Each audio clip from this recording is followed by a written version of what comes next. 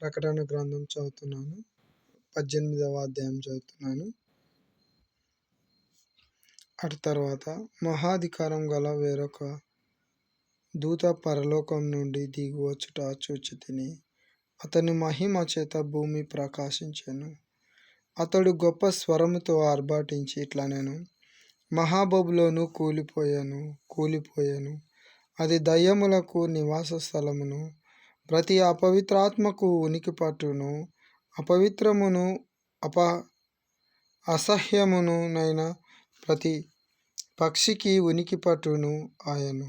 ఎలయనగా సమస్తమైన జనములు మహోద్రేకముతో కూడిన దాని వ్యభిచార మద్యమును త్రాగి పడిపోయిరి. భూరాజులు దానితో వ్యభిచరించిరి. భూలోకమందలి వర్తకులు దాని సుఖభోగముల వలన ధనవంతులైరి.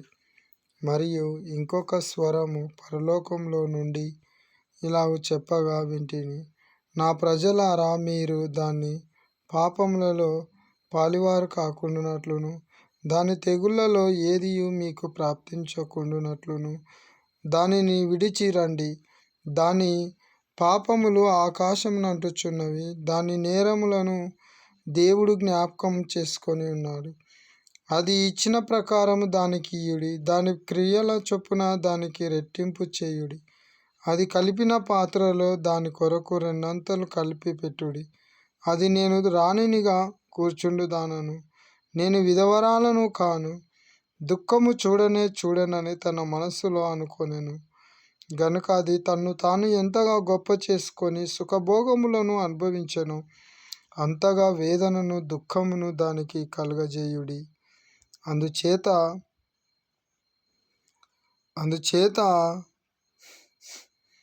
ఒక దినముననే దాని తెగుళ్ళు అనగా మరణమును, దుఃఖమును, కరువును వచ్చును. దానికి తీర్పు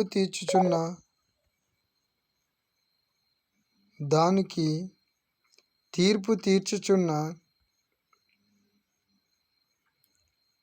దేవుడైన ప్రభువు బలిష్ఠుడు గనుక అది అగ్నిచేత బొత్తిగా కాల్చివేయబడును. దానితో వ్యభిచారం చేసి సుఖభోగములను అనుభవించిన భూరాజులు దాని బాధ చూచి భయక్రాంతులై దూరంన నిలువబడి దాని దహన ధూమమును చూచునప్పుడు దాని విషయమై రొమ్ము కొట్టుకొనుచు ఏడ్చుచు, అయ్యో అయ్యో బబులోను మహాపట్టణమా, బలమైన పట్టణమా, ఒక గడియలోనే నీకు తీర్పు వచ్చెను గదా అని చెప్పుకొందురు. లోకంలో వర్తకులను ఆ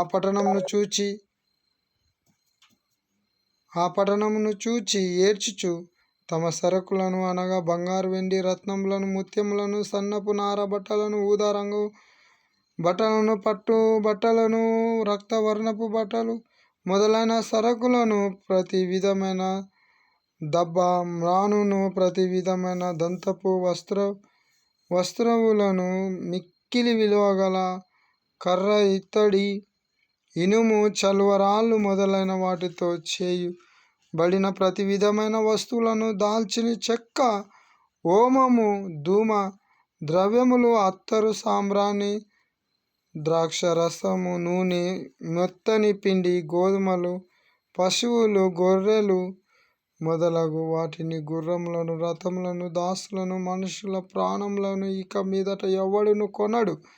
నీ ప్రాణమునకు ఇష్టమైన ఫలములు నిన్ను విడిచిపోయెను.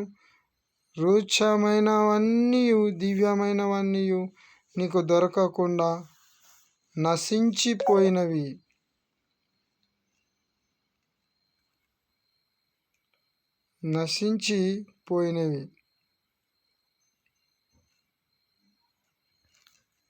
అవి ఇక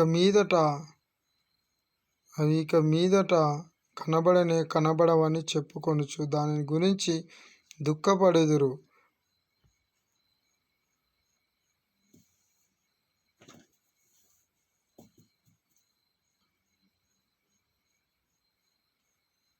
దుఃఖపడుచు ఆ పట్టణము చేత ధనవంతులైన ఈ సరకుల వర్తకులు ఏడ్చుచు దుఃఖపడుచు, అయ్యో అయ్యో అయ్యో, సన్నపు నార బట్టలను, ధూమ్ర రక్తవర్ణపు వస్త్రములను ధరించుకొని, బంగారముతోను, రత్నములతోను, ముత్యములతోను, అలంకరింపబడిన మహాపట్టణమా, ఇంత ఐశ్వర్యము ఒక్క గడియలోనే పాడైపోయేనే అని చెప్పుకొనుచు దాని బాధను చూచి భయక్రాంతులై దూరంగా నిల్చుందురు.